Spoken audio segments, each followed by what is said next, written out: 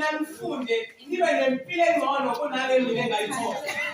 Ukushiya abazali bami ngisemncane khona kwangithwesa amathonsi abanzi esikoleni ngandingeka second year.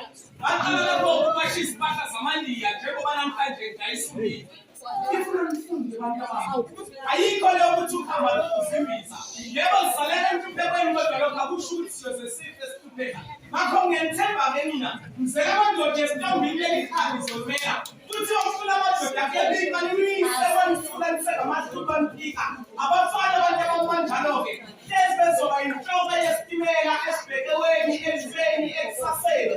Baye balena bezuza impunzi ningeke nisabakilake. Sikhuluma kakhulu ezisibikini abahamba ngaso. Yingakho ngithi bantu ababekeke ngami benizothi before boys ngifeza amaphupho ami. Mina isifiso sami bekukuthi nifunde bantu bami. Impilo engcono kulaleli nginika yona.